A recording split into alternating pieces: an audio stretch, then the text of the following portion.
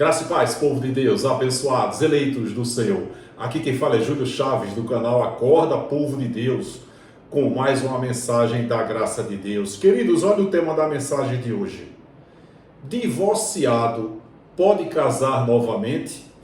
Segundo esses dois aqui, esses dois abençoados aqui, quando eu falo inclusive dessa raposa aqui, Hernani Dias Lopes e o Nicodemos, eu sou detonado. Esse aqui ninguém sabe se tem que estar preso ou internado, né? É um perturbado, insano e ao mesmo tempo todos eles são cães gulosos. Esse aqui vende livro, alguns deles vendem livro, né? Curso, eles estão dormindo, ganhando dinheiro, vende livros, bota milhões no bolso, beleza.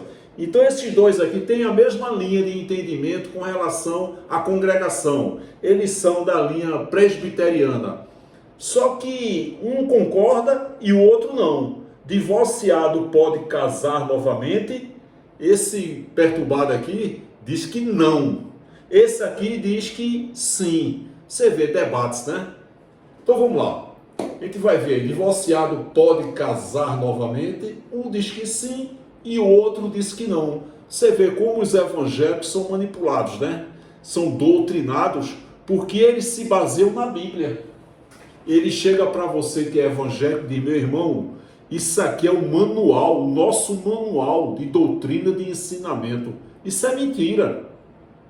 Quando os evangélicos acreditam que esse aqui é o manual para mim e para você, eles são manipulados, eles são doutrinados por esses abutres, por essas raposas do sistema religioso. Então você vai ver nessa mensagem que a Bíblia disse.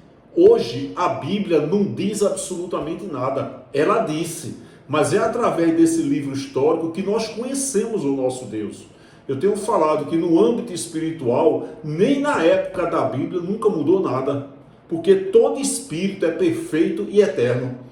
Hoje também no âmbito espiritual não muda absolutamente nada. Os ateus estão fazendo a vontade de Deus. E quando um ateu a carne tombar, o espírito também volta para Deus. Ou seja, nos dias de hoje ou nos dias da Bíblia, no âmbito espiritual nunca mudou nada. Só que o sistema religioso não tem interesse que entendamos isso. Eles contam história e espiritualizam tudo.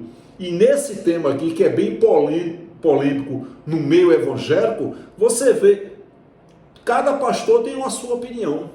Vai lá para um debate, um diz que sim, outro diz que não. Aqui a gente vai ver com Karina, a entrevistadora, um diz que sim, outro diz que não. E eles pegam versículos da Bíblia. É a mesma coisa com relação à mortalidade e imortalidade da alma. Se você for procurar na Bíblia, você encontra versículos que, nossa, aqui esse aqui está dizendo que a alma é imortal.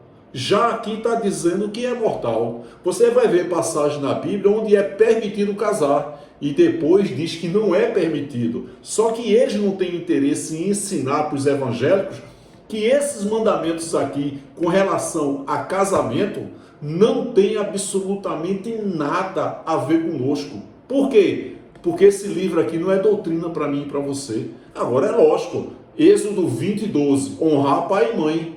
Oi, os ateus honram seus pais porque está escrito em Êxodo 20:12? Não, é um mandamento universal. Agora, doutrinas na Bíblia que foi escrita para mim e para você não tem. Porque toda a Bíblia foi para Israel e tudo já aconteceu, né? Paulo enviou 14 cartas, 11 destinatários, remetente, destinatário. Paulo, remetente, 11 destinatários.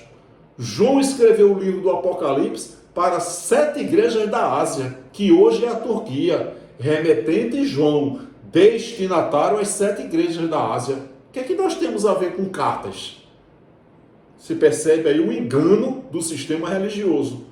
Então a gente vai ver que essa doutrina aqui com relação a casamento, que em situações pode se separar e em situações não pode se separar. Por isso que as opiniões são tão diferentes de um para o outro.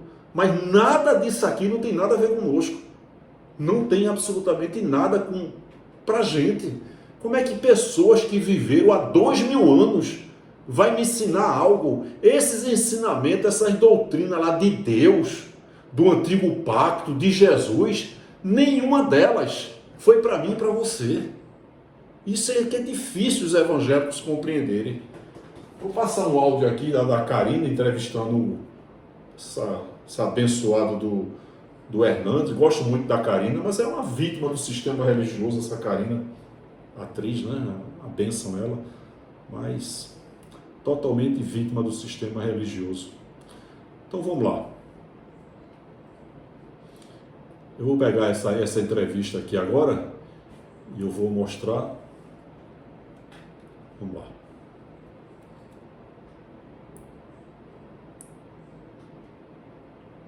Do outro, às vezes está tão perdido, está vivendo uma vida, às vezes, de promiscuidade, fora do casamento. Isso também, ele não está trazendo maldição para a vida do outro cônjuge?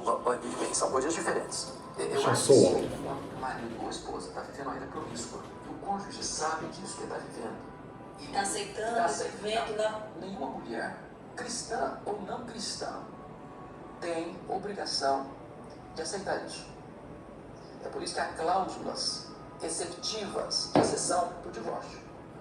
Deus não instituiu o divórcio, Deus instituiu o casamento.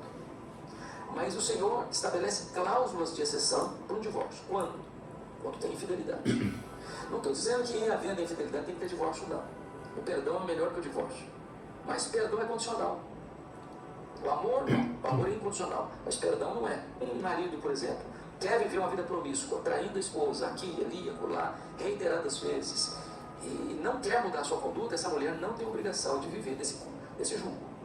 Ela tem o direito de divorciar-se, e ao ter o direito de divorciar-se, casar de novo.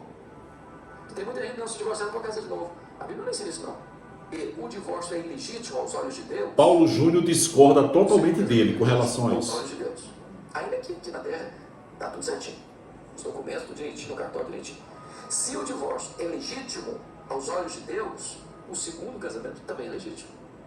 O que seria ilegítimo aos olhos de Deus se aqui na terra está tudo ok? Então olha o seguinte. Então imagine o seguinte, que o divórcio aconteceu por qualquer motivo. Não gosto mais, achei a mulher mais nova, achei um homem mais novo, Sim. Não quero mais. Banalidade. Então, aí divorciou. Foi lá no cartório, pegou certão de casamento, de divórcio. Aqui na terra está tudo certinho. Mas aos olhos de Deus, aquele casamento não acabou. Então, ele é ilegítimo aos olhos de Deus. Embora tenha uma certidão tem uma carta de divórcio aqui, assinada, o juiz assinou bonitinho. Mas aos olhos de Deus, o casamento não se fez. Porque o homem não desfaz o que Deus faz.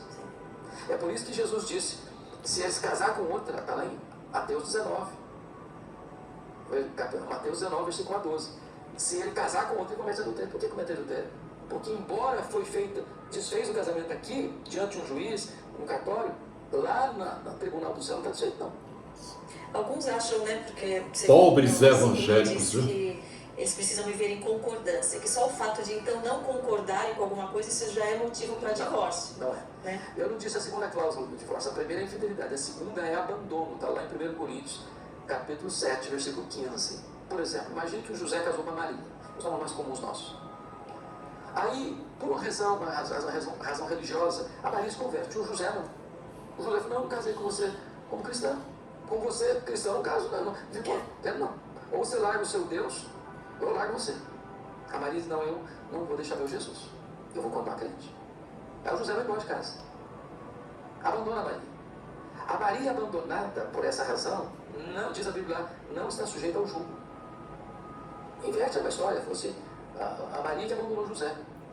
No caso desse abandono aí, esse cônjuge abandonado está livre, divórcio legítimo, se casar de novo, segundo casamento legítimo.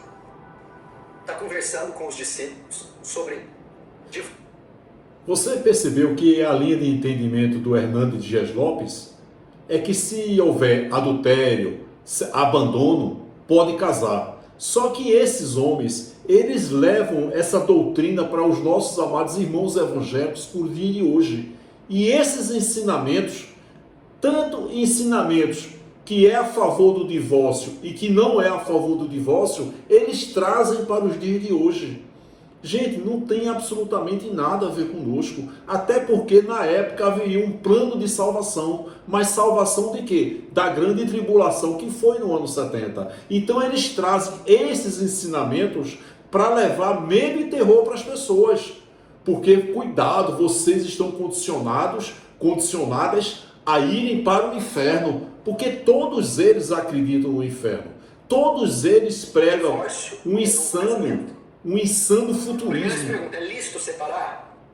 Todos eles pregam essa insanidade do futurismo. Então eles pegam essa doutrina da Bíblia, que foi para aquela época, para determinado povo, e introduz hoje no século XXI para os nossos amados irmãos evangélicos que ficam com medo. Então eles dizem, nossa, aquele que perseverar até o fim será salvo. E muitas vezes são infelizes no casamento.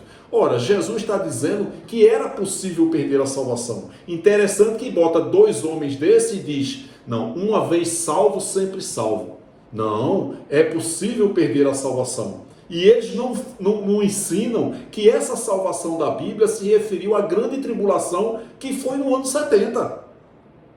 Quem crer será salvo. Salvo de quê? Da grande tribulação que foi no ano 70. E quem não crer será condenado. Condenado a quê? A grande tribulação que foi no ano 70. Não tem nada a ver conosco. Só que eles trazem para os dias de hoje e condiciona tudo a salvação e a perdição. Ou seja, levando medo e terror. Mas o próprio Jesus disse que era possível perder a salvação, quando ele disse, aquele que perseverar até o fim será salvo. Ou seja, a salvação estava condicionada à perseverança. Se não perseverasse, seria condenado. Só que eles não ensinam que era possível perder a salvação. Sim, era, mas salvação da grande tribulação que foi no ano 70. Quando traz para os dias de hoje, é o que eu digo, coitado dos evangélicos. Então vivem às vezes muito infelizes, porque aquele que perseverar até o fim será salvo. Então esse camarada aqui, ele já tem outra linha de entendimento, ó, o demônio do Paulo Júnior. Jesus disse, não é. Em que o senhor baseia? Lá na criação. O que uniu Deus, o homem não separa. Olha só. Aí os fariseus vão replicar. Mas então por que Moisés mandou dar carta de divórcio? Por causa da dureza de coração. Vocês eram tão obstinados, tão ruins, que ele permitiu isso para vocês não causar coisa pior. Desgraçar com a vida das mulheres. Mas no princípio não foi assim. Ou seja, a vontade de Deus é que não tenha divórcio. Para Israel. Eu, porém, digo, o que vale é o que eu digo. Ok?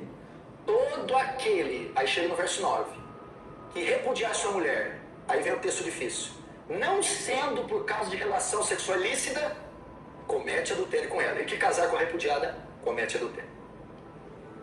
Pastor, aí no verso 9 tem uma cláusula. É uma exceção para o divórcio e para o segundo casamento, não é? O senhor falou que Jesus não permite o divórcio em hipótese alguma. Não. Mas no 9 ele diz, a não ser por... Opa, é uma exceção. Muita gente usa o verso 9 para dizer, olha, não pode separar nem casar de novo, de jeito nenhum. Só em caso de adultério. É o que Hernandes Dias Lopes defende. Aí ele vai contestar. Se eu for traída, eu posso separar do meu marido e casar com outro homem, não é? Não. Não é isso que está dizendo aqui. Essa exceção não foi. Ele refutando Hernandes Dias Lopes. Nem separar, nem casar de novo. Mas então o que é essa exceção? Quando Jesus disse, ó, eu porém digo, quem repudiar sua mulher não sendo por causa de relações sexuais ilícitas. Tem duas palavras gregas aqui. Existe porneia e moicheia. Porneia e moicheia. É parente de exegese e hermenêutica. É um texto usado para falar prostituição. Moicheia é para se referir a adultério. Se Jesus tivesse permitido... Ele vai falar sobre namoro e casamento. Em caso de adultério, a palavra aqui teria que ser moicheia, adultério. Todo aquele que separar da sua mulher não ser por adultério, comete... e casar com outro, comete adultério. Mas a palavra aqui é porneia, que é relação entre solteiros, é prostituição. Eu por isso vos digo que todo aquele que repudiar sua mulher não sendo por causa de porneia, prostituição, e casar com outra, comete adultério. A exceção aqui não é para casais casados. A exceção não é adultério. A exceção é para relação sexual entre solteiros, é prostituição. Ele está se referindo aqui ao caso de José e Maria. Quando José e Maria estavam juntos, eles estavam noivos ainda. E o noivado judeu não é como o nosso, ele é mais próximo, eles estavam morando juntos, mas não tinham tido relação ainda. Quando José sabe que Maria está grávida, ele vai se afastar dela, ele vai divorciar dela.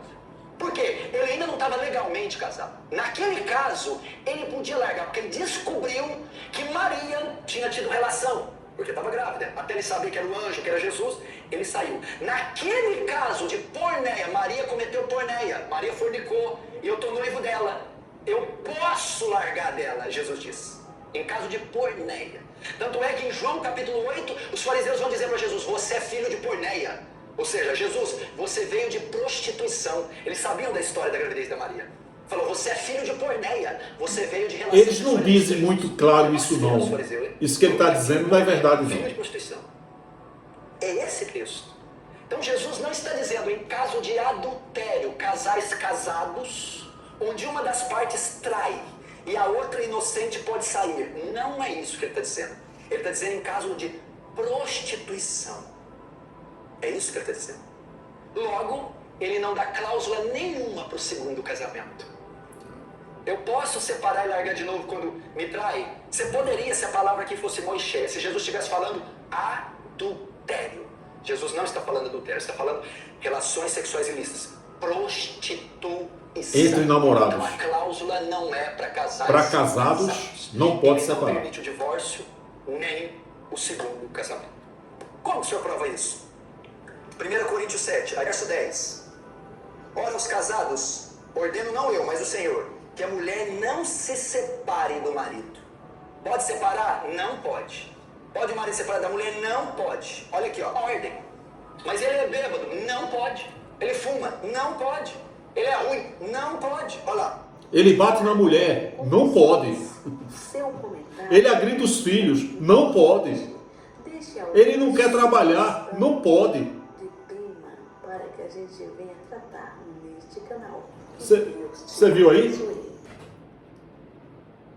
Você vê que esses ensinamentos, essas doutrinas aí, coitado dos evangélicos. Quantas pessoas são infelizes porque namoraram, noivaram, casaram e não se conheceram intimamente por conta da doutrina da igreja, por conta da doutrina desse líder que fica dentro dos seus gabinetes dizendo isso pode, isso não pode, isso pode, isso não pode. Aí se casa, tem ali uma vida mais íntima de relações sexuais e vive numa infelicidade. Por isso que eu digo, é o povo mais infeliz da terra. Claro que existe a probabilidade de namorar, noivar, casar e serem felizes para o resto da vida. Mas quantas pessoas são infelizes por conta dessas doutrinas? Eu não estou fazendo aqui a apologia ao divórcio, mesmo porque depois que eu entendi a graça não mudou absolutamente nada.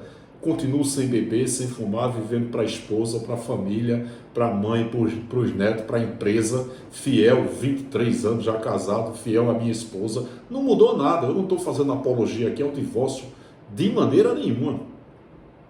Mas o que eu quero focar nessa mensagem é a heresia desses líderes doutrinando e manipulando. E coitado dos evangélicos, quer dizer, ele fica em dúvida. Dois homens que têm a mesma linha de pensamento, quase semelhantes, né? Linha presbiteriana, e até eles concordam e discordam. Nem eles entram em acordo. Você já pensou, essas pessoas da presbiteriana gostam desse abençoado aqui e amam esse camarada aqui que prega esse evangelho inútil, essa heresia, esse evangelho fake news, porque todos eles pregam um evangelho fake news e inútil durante 40 anos. Esse homem aqui lança um livro, ele bota milhões no bolso, esse aqui também. São cursos, são livros, são tudo isso. E eles, que praticamente têm a mesma linha presbiteriana, até eles pensam diferentes. Quer dizer, divorciado pode se casar novamente? Pode. Não pode. Olha só, imagine um evangélico que participa da presbiteriana, que tem admiração, que acredita em tudo que esses homens falam. Vão acreditar em quem? Veja que situação, essa doutrina, essa manipulação, isso pode, isso não pode, ó, isso aqui lá pode, aqui não pode. Coitado dos evangélicos. eles ficam submetidos a essas doutrinas bíblicas que não foram escritas para nós. Então, quando a pessoa chegar para mim, Júlio, eu estou com vontade, tenho vontade de tomar uma cervejinha, meu irmão vai ser feliz. Júlio, eu vivo com meu marido, já constituí família, mas meu marido ou minha esposa quer ir para o cartório, vá. No âmbito espiritual não muda nada. Eu respondo finalizando dizendo, seja feliz. No âmbito espiritual não muda nada, gente. Vai ser feliz. Mateus 19:9. Eu lhes digo que todo aquele que se divorciar de sua mulher, exceto por imoralidade sexual, e se casar com outra mulher, está cometendo adultério. Ou seja, todo aquele que se divorciar de uma mulher está cometendo adultério, a não ser, exceto, abrir uma exceção, exceto por imoralidade sexual. Isso foi um ensinamento de Jesus para os discípulos, porque eles estavam vivendo debaixo da lei de Moisés. Por isso que lá no início diz, o que o homem uniu, Deus não separa. Certo? Então vem aqui, Gênesis 2:24. Por essa razão o homem deixará pai e mãe e se unirá à sua mulher e eles se tornarão uma só carne. Conversa que negócio de uma carne, se não é literalmente assim como aqui planta, aqui faz, aqui paga. Isso não existe, isso foi na época, porque havia um ministério. Então aquele que plantasse iria colher, para a época, para os judeus daquela época da Bíblia. Tem nada a ver conosco. Tenho falado isso, tem políticos aí que cometeram crimes a vida toda, pessoas ruins que cometeram coisas absurdas e morrem de quê? Falência múltipla dos órgãos.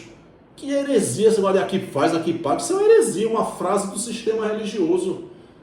Aqui tem, por exemplo, pessoas, Júlio, eu entendo a graça, meu cônjuge não entende. Oi, não era para entender, os dois não é uma só carne? Minha mulher ama fígado. Eu não gosto nem de ver fígado. Tem cônjuge aí que não entende e vai para a igreja e não aceita de jeito nenhum. Diz que o cônjuge está endemoniado, que se Jesus voltar ele fica, que se ele morrer vai para o inferno. Oi, e os dois não são uma só carne? Você percebe que isso, até isso na Bíblia aí, isso foi uma figura de linguagem que não foi literal nem para a época, muito menos para os dias de hoje. Aí Marcos 10:9 diz, portanto, o que Deus uniu, ninguém separe. Você vê que ele está citando aqui Jesus, uma palavra do velho, da criação. Que Jesus estava debaixo da lei, né? Ele nasceu na época dos judeus, judeu, tudo ali. Agora, Marcos 19:3-6, Jesus diz, alguns fariseus aproximaram-se dele para pô-lo à prova.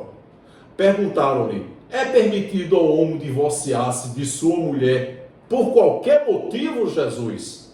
Ele respondeu, vocês não leram que, no princípio, aí ele está lendo aqui Gênesis, no princípio o Criador os fez homem e mulher, e disse, por essa razão o homem deixará pai e mãe e se unirá à sua mulher, e os dois tornarão uma só carne. Jesus leu Gênesis 2:24. Assim, uma só carne, né? Respondendo a pergunta dos discípulos. Assim, eles já são dois.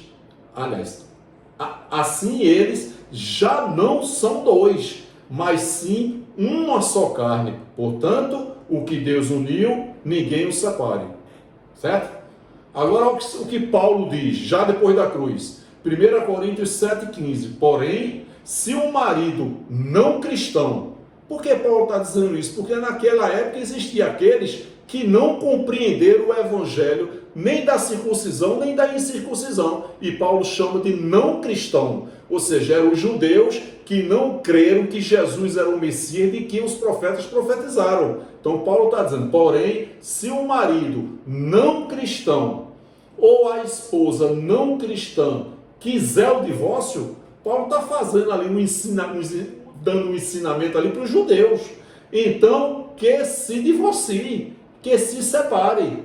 Nesses casos, o marido cristão ou a esposa cristã está livre para fazer como quiser. Pois Deus chamou vocês, judeus, né, não cristãos, que não aceitaram Jesus, que não aceitaram o Cristo, para viverem em paz. Paulo está dando um ensinamento para aqueles judeus. Então ele traz isso aí, ó, logo para esse versículo aqui, ó, 1 Coríntios 6, 9 e 10. Os evangélicos são muito enganados, e eu fui muito enganado. Durante os 14 anos eu acreditei que minha avó estava no inferno por causa disso aqui. Dessa interpretação equivocada. Uma aberração que os pastores fazem dessa interpretação aqui de 1 Coríntios 6, 9 e 10. Quantos evangélicos vivem hoje acreditando que seu avô morreu, que sua avó morreu, que seu parente morreu e estão no inferno? Porque eles aceitaram Jesus. Nossa, minha mãe era ateia, está no inferno. Meu avô era macumbeiro, está no inferno. Ah, meu irmão era homossexual, está no inferno. Por causa disso aqui. E eu passei 14 anos acreditando que minha avó estava no inferno por causa desse versículo aqui, mal interpretado. Paulo está dizendo, vocês quem? Vós na Bíblia não somos nós, nós na Bíblia não somos nós, vocês na Bíblia não somos nós. Se você que é evangélico começar a compreender isso, você vai ver que a Bíblia foi 100% para Israel. Que esses ensinamentos bíblicos, inclusive com relação a casamento, não tem nada a ver conosco. Vocês não sabem que os perversos não herdarão o reino de Deus? O sistema religioso diz que isso aqui é céu. E se não vai para o céu, vai para onde? Para o inferno. Eu passei 14 anos acreditando que minha avózinha estava no inferno, porque aqui diz, os idólatras, era muito católica, muito religiosa, uma pessoa boa, generosa, mas morreu se prostrando diante de imagem, e eu dizia, meu Deus, minha avózinha está no inferno. Aí tinha pastor que disse, não, Julia, ela não está não. Nossa, que notícia boa, mas ela vai.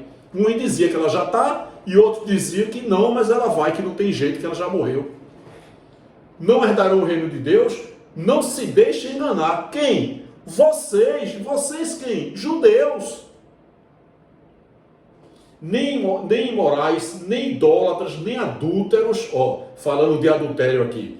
Meu irmão, se você se casar, você está em adultério. Você não vai herdar o reino de Deus. Você vai para o inferno.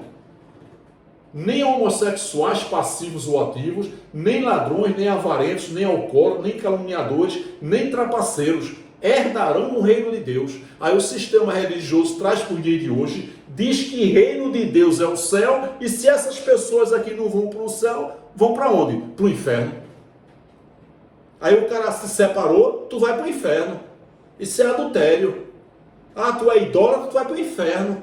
Tu é homossexual, tu vai para o inferno. Paulo não disse nada. Paulo disse que estes aqui não vão herdar o reino de Deus na terra, que era a paz, a alegria do Espírito Santo, justiça e poder. Não tem nada a ver com o céu e muito menos a ver com o inferno. Paulo não pregou inferno de tormento. Por que será, hein, pastor?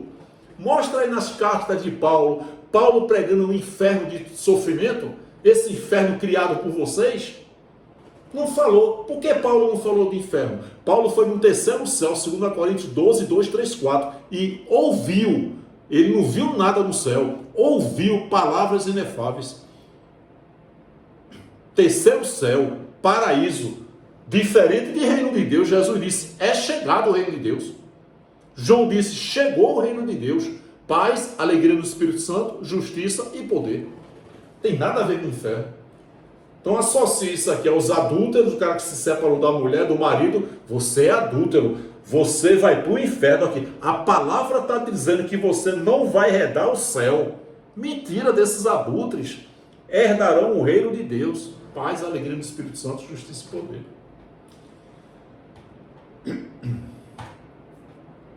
Marcos 19, 7 ao 9.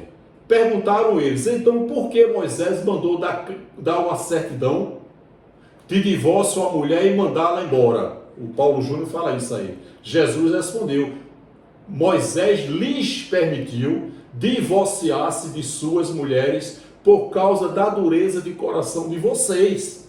Mas foi assim desde o princípio. Eu lhes digo que todo aquele que se divorciar de sua mulher exceto imoralidade sexual, e se casar com outra mulher, estará cometendo adultério. E vai para onde? Para o inferno. Não herdará o reino de Deus na época. 1 Coríntios 7, 10 a 11. Aos casados dou este mandamento. De onde? Igreja de Coríntios. Não eu, mas o Senhor, que a esposa não se separe do seu marido, mas, porém, se o fizer, que permaneça sem se casar, ou então reconcilie-se com o seu marido e o marido não se divorcie da sua mulher. Ou seja, marido e mulher se separaram, das duas uma, ou vocês se reconciliam, ou a mulher vira freira e o homem tem que virar padre. Lascou-se. Agora tem que virar padre mesmo, viu? Tá entendendo, né? Se vocês não se reconciliarem, não voltarem, não pode ter outro relacionamento. Em outras palavras, a mulher, se não voltar para o marido e quiser manter a separação, tem que virar freira de verdade. E o marido que não voltar para a esposa, não se reconciliarem, tem que virar padre. Padre de verdade. Já sabe, né? Aquele negócio, aquilo. Esquece. Coitado dos evangélicos. Tem que virar padre ou feira, meu amigo. Você vê como os evangélicos são manipulados, doutrinados, vivem debaixo de uma escravidão. É terrível, gente. Os evangélicos é o povo mais infeliz da terra. Eu sei que quando eu digo isso, eu sou muito feliz, eu também dizia isso, meu irmão. Eu vivia numa situação difícil, principalmente na parte financeira. E dizia, uma crise grande, já contei aqui várias vezes o meu testemunho, e ficava lá, para a direita, para a esquerda, por todo lado sou abençoado. Isso é uma lavagem cerebral, gente. Isso é um feitiço. Terrível. Vivem literalmente no inferno, que é o estado de espírito. Não são felizes coisa nenhuma. Como é que uma pessoa pode ser feliz vivendo debaixo de uma doutrina dessa? Como é que uma pessoa pode ser feliz? Uma hora quer que Jesus volte, outra hora quer que Jesus não volte. Hoje está em pecado, amanhã está salvo. Hoje está em pecado, amanhã está salvo. Hoje, se morrer, vai para o inferno. Se morrer, vai para o céu. Se morrer, vai para o inferno. Se morrer, vai para o céu. O diabo anda ao nosso derredor. Estamos nos últimos dias. Bem que a Bíblia diz. Bem que a Bíblia diz. A Bíblia não diz nada, ela diz. Aí vem dizer que é feliz, sabendo que pode ir para o céu, pode ir para o inferno, que o diabo anda ao seu derredor. Aí a gente diz que eles vivem literalmente no inferno e eles não dizem, refuta aqui, eu sou uma pessoa muito feliz, sou evangélica há 40 anos e sou feliz. Eu também dizia isso. Quando você entende a graça que Deus tira o véu, você vai dizer, eu pensava que era feliz. É exatamente isso que você vai dizer. Como é que a pessoa pode ser feliz acreditando nisso aqui, gente? Tudo isso aqui é mentira. Tudo isso aqui é fake news. Tudo isso aqui é um evangelho inútil, propagado nesses lugares chamados de igreja. Ah, meu Deus, será que eu blasfemei contra o Espírito Santo? Que felicidade é essa? Acreditar que seu ente querido hoje está no inferno. Minha mãe era ateia, morreu, está no inferno. Meu pai era macumbeiro, pai de santo, meu irmão morreu nas drogas, meu irmão morreu homossexual. Estão todos no inferno. Que felicidade é essa? Você acreditar que sua mãezinha, seu paizinho está no inferno? Estão no inferno? Quando você entende a graça, nossa, que maravilha, que bênção. Meu ente querido cumpriu todo o propósito de Deus e o espírito dele voltou para Deus com um novo corpo glorioso igual ao dele. Inferno sempre significou sepultura. Se inferno significa sepultura, o que esse tal de Satanás está fazendo aí, gente? Satanás é o sócio desses homens. Satanás é o sócio. O sócio desses homens aqui é o Satanás. Ele hoje, ele é brasileiro e tornaram ele onipresente. Esse aqui está no alçapão dele, esse aqui está no alçapão dele, libertando as pessoas do Satanás ao mesmo tempo. Como é que a pessoa pode ser feliz acreditando que é pecador? Não existe mais pecado. Pecado era transgressão de leis. Quer dizer, o evangélico lê João 1,29, eis aí o Cordeiro de Deus, que tira ou que deixa? Que tira.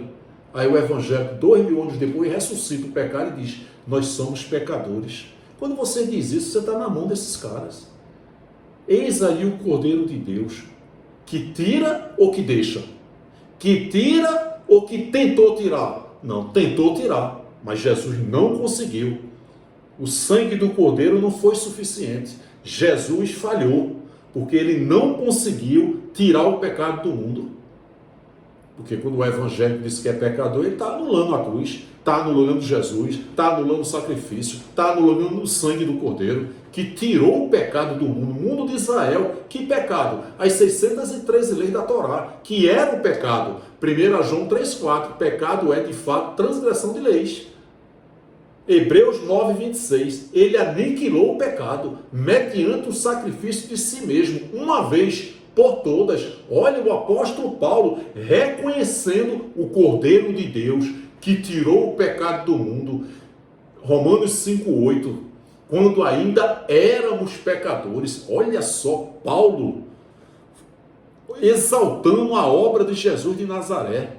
2000 anos depois, os evangélicos hoje anulam e chamam Paulo de mentiroso, quando Paulo fala em Romanos 5,8, quando ainda éramos pecadores. Anula João 1,29, eis aí o Cordeiro de Deus, que tira o pecado do mundo. Zacarias 3,9, removerei o pecado desta terra num único dia. Aí João, o judeu, diz, aquele que diz que não tem pecado é mentiroso? Aí ele prevalece isso aí. Agora João 1,29, ele anula. Romanos 5,8, ele anula. Isso não. Aquele que diz que não tem pecado é mentiroso. Ele prevalece isso aqui. Porque ele é bombardeado nisso aqui. Aquele que diz que não tem pecado é mentiroso. Aquele judeu que não transgride uma das 613 leis da Torá. João, o judeu, está dizendo para os judeus, ei judeu, você está mentindo, viu? Não vem com essa mentira não, você é mentiroso, porque é impossível não transgredir uma das 613 leis. Aí os pastores trazem para o dia de hoje e os evangélicos seguram 1 João 8, anulando João 1,29 e anulando Hebreus 9,26 e Romanos 5,8, que Paulo reconhece. 2000 anos depois, os evangélicos ressuscitam o pecado. E está na mão desses caras. Porque eles confundem pecado, que era a transgressão de leis, com a carne errar o alvo humanamente falando. Que é isso, Júlio? Eu bebo, eu fumo, de vez em quando eu traio minha esposa, eu sonego o imposto, avanço o sinal. Todos nós somos pecadores. Não, isso é um erro humanamente falando da carne, não é pecado. Colossenses 2,10, estáis perfeitos nele. Nele temos a plenitude, disse Paulo. Só que essa mentira de pecado é bombardeado na mente dos evangélicos. Eles ouvem muitas mentiras e essas mentiras passaram a ser verdades. Meio porque o sistema religioso tem interesse que você acredite em diabo, inferno, que estamos nos últimos dias. Eles mentem. É um evangelho inútil que os evangélicos sempre ouviram. Inferno, últimos dias. Israel, salvação se referiu à grande tribulação que foi no ano 70. Dízimo é uma aberração. Nem os judeus são dizimistas. Porque para dar o dízimo tinha que ser um sacerdote. E não tem mais sacerdote. Só os evangélicos. E o sistema religioso prega a teologia da evolução. O gafanhoto evoluiu e virou demônio. Porque o devorador era um gafanhoto, está lá em Joel 1,4. Aí evoluiu a teologia da evolução. Eu já vi lagarta virar borboleta, a metamorfose. Agora, demônio, gafanhoto virar demônio, só nas igrejas evangélicas. Dízimo é uma aberração. Apocalipse, isso é uma vergonha. Se João escreveu o livro do Apocalipse em 95, ele teria escrito a morte do general Tito. Se João escreveu em Apocalipse em 95, Deus não tinha usado João para dizer que ia salvar a igreja de Filadélfia da grande tribulação. Deus não teria usado João para mandar João medir o tempo. O templo. Vai lá, mede o templo e altar. Com a trena, mede. Como é que João ia dizer isso no ano 95, se o templo foi destruído no ano 70? Responda aí, futuristas. Qualquer pastor, teólogo, bacharel em teologia, evangélico, responde aí. Ele disse lá em Apocalipse, vai, mede o templo e o altar. Como é que João escreveu em 95 se o templo não existia mais em 70? É uma insanidade o futurismo, mas é um balcão de empregos. E os evangélicos estão sempre, durante toda a vida, ouvindo esse futurismo. Jesus está voltando, estamos nos últimos dias, estamos vivendo no Apocalipse, estamos vivendo no período de Laodiceia. Cuidado, a terra vai pegar fogo, o mundo vai se acabar. Tudo mentira, tudo fake news. Um evangelho inútil. Todos, sem exceção, todos os pastores pregam um evangelho inútil. Não estou generalizando com relação à intenção. Eu sei que existem homens bem intencionados que acreditam naquilo que pregam. Agora esses homens aqui, eu acho esses homens, o Rodrigo Silva, inteligentes demais para que eles sejam vítimas do sistema. Essa tranqueira aqui prega o evangelho há 40 anos. Tu acha que ele não sabe que inferno significa sepultura? Tu acha que ele não sabe que quando Jesus disse em Mateus 24:6, vocês ouvirão guerras e rumores de guerras, ele vai dizer que essa profecia de Jesus está acontecendo nos dias de hoje? Ou ele vai ser honesto e dizer que esses vocês são os discípulos? Porque Jesus está falando vocês ouvirão, ouvireis, verbo ouvir no futuro do presente. Jesus, quando falou isso, ele tinha 32 anos. Para o ano 70, 38 anos naquela geração. Tu acha que esse homem é vítima do sistema? Tu acha que Rodrigo Silva é vítima do sistema? Tu acha que Nicodemos é vítima do sistema? Oh, coitado, você é muito ingênuo, viu? Eles sabem que estão enganando, gente.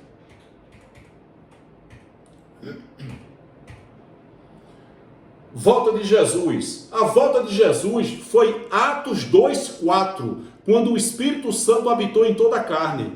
Encerrou ali também a Santa Ceia, a Páscoa judaica, que Jesus disse, fazei isso em memória de mim, até que eu venha. Paulo está citando uma passagem de Marcos e Lucas. Paulo não viveu com Jesus de Nazaré. Só que o sistema religioso mostra lá, 1 Coríntios 11 ao 23. Só que eles omitem outras passagens, o contexto, que Paulo diz, não vos louvo, vocês se ajuntam para pior e não para melhor. Na verdade, ele está contando ali uma história do livro histórico de Lucas e Marcos, da última Santa Ceia, que Jesus disse, fazei isso em memória de mim, até que eu venha, até que eu volte. E quando foi que ele voltou? Em Atos 2, Pentecostes. Fazendo cumprir a profecia do profeta Joel 2:28, que ele iria habitar em toda a carne. Ele disse lá em João, importa que eu vá. E envia o Consolador, o Espírito Santo. Se eu não for, ele não vem. Se eu for, eu vou lhe enviarei. Então a volta de Jesus foi em Atos 2, quando ele habitou em toda a carne.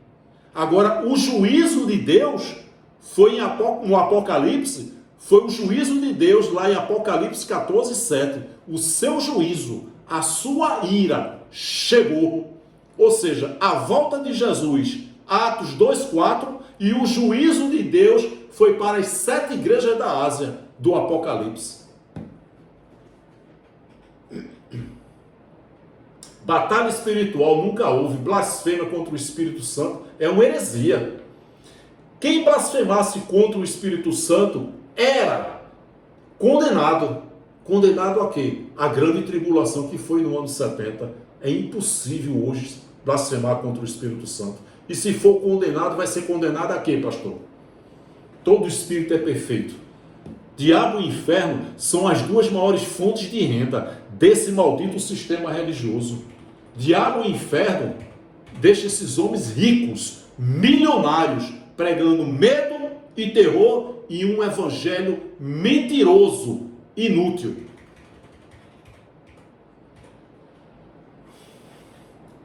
Línguas estranhas, picaretagem. Terra decanta, lipa na chulipa, é picaretagem. Ele sabe que está enganando. Eram idiomas. Atos 2, lá em Pentecostes. 15 nações. Vê lá, Atos 2, 8, 9 e 10. 15 nações. Aqueles homens falavam outros idiomas. Como é que Pedro ia pregar o evangelho da circuncisão para dizer ali para os judeus que Jesus era o Messias de quem os profetas profetizaram, se a língua de Pedro não ia ser compreendida por eles?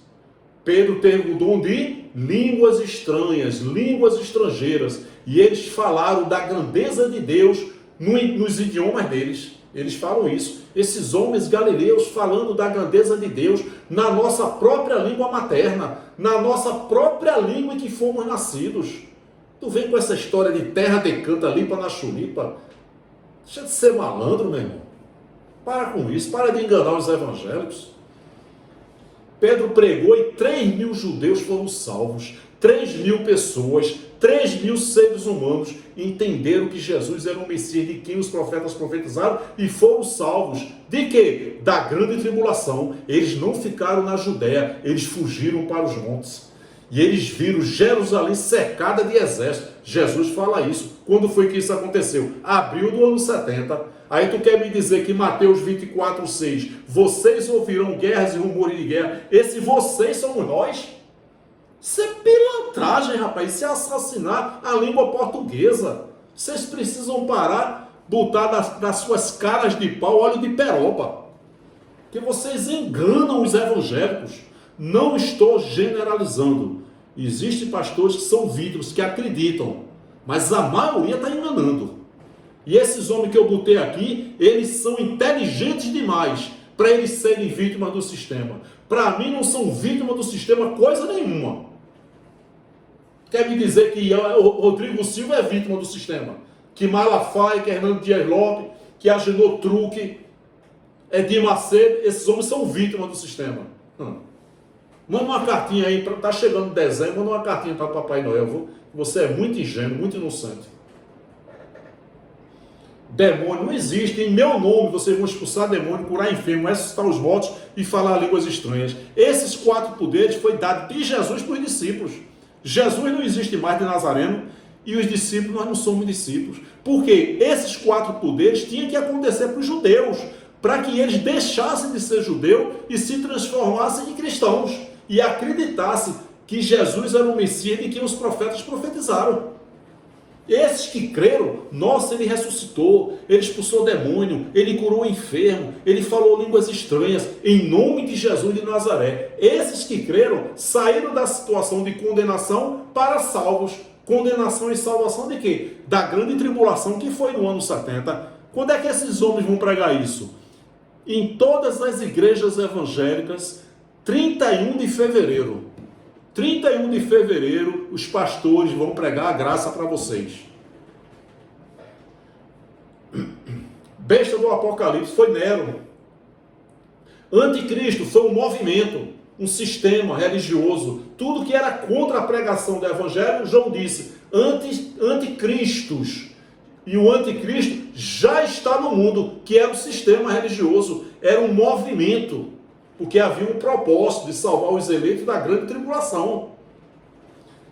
Apocalipse 3:10, Deus usa João para dizer, vou livrar vocês, a igreja de Filadélfia, da tribulação. Tudo se encaixa, gente. Então a besta do Apocalipse foi Nero, e o anticristo foi um movimento da época. Tu acha que esses homens não sabem disso, não? A Bíblia como livro profético. Mentira, o futurismo é insano. Aí serve aí, esses homens aí que eu passei aí. Tudo vende curso, vende livro, bota milhões no bolso. Pastores que pregam, isso é um lixo. Né? Cantores gospel, ECA, gospel. Que gospel, papai? Eu gosto é de MPB. Esse mundo gospel é um lixo. Uma vergonha. 70, 50 para cantar num show, viagem de avião e de volta, hotel de luxo para a equipe. Isso é um lixo não reciclável. E ainda tem a cara de pau de dizer que são adoradores. Vocês não são adoradores nenhuma. Vocês são artistas. Não vem com esse negócio de adoradores não, que só engana pessoas trouxas, incautas e ingênuas. Falta de vergonha na cara, cobrar 50, 60 mil para cantar. Aí vem dizer que é adoradores. Que adoradores coisa nenhuma, rapaz. Para de mentir, para de enganar o povo. Isso é uma profissão. Um mundo gospel, um mundo bilionário. Pastores, pregadores aí cobrando 20, 30 mil para pregar. Liberte-se da escravidão da região. 1 Coríntios 9, 18. Vocês quando cantam, vocês não estão levando a mensagem do Evangelho? Tem que ser gratuitamente. Vocês quando fazem um livro, vocês vendem? Não é para vender não, tem que ser gratuitamente. Faz curso, é? Nossa, é de graça, né? O curso não é pago. Tem que ser gratuitamente. Sistema religioso corrupto. São verdadeiros antros, lugar asqueroso propenso à corrupção. Não estou generalizando. Como Jesus vai voltar? Se a Trindade é uma heresia e o Espírito Santo habita em nós? Responda aí, bacharel em teologia. Jesus vai voltar ou Jesus está aqui? Jesus está neste lugar. Jesus vai voltar. Ou ele vai voltar ou ele está aqui. Só uma mensagem recente aí. Todos ficaram cheios do Espírito Santo. Aqui foi a volta de Jesus. O Espírito Santo entrou. Hoje, o Espírito Santo não é Deus? Jesus não era o Espírito Santo, o próprio Espírito Santo? A Trindade é uma heresia. Aqui foi a volta, literalmente, de Jesus. Agora, o juízo dele foi de Deus, foi de Israel. Apocalipse 14, 7. Mais uma vez, se Jesus vai voltar, a Trindade é uma heresia e o Espírito Santo habita em nós, como Jesus vai voltar? Se a Trindade é uma heresia e o Espírito Santo habita em nós, desde Atos 2, Pentecostes, como é que ele vai voltar? Aí você pergunta, pastor, o Espírito Santo habita no Senhor? Claro, meu irmão. A Trindade é uma heresia? É um Deus. 3 manifestações, mas a Trindade, 3 deuses, é heresia. O Espírito Santo é Deus? É. Oi, se o Espírito Santo habita em você, como é que Jesus vai voltar?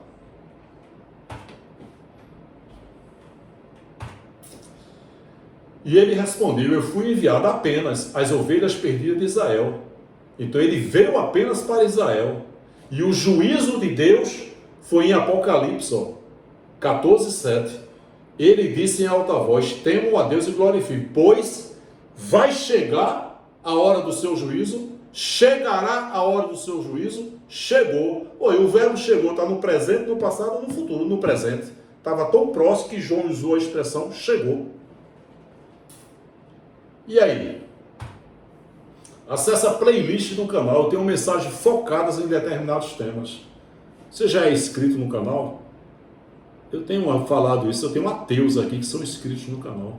Tem pessoas que, Júlio, eu sou ateu, mas eu gosto das suas mensagens e eu sou inscrito no seu canal.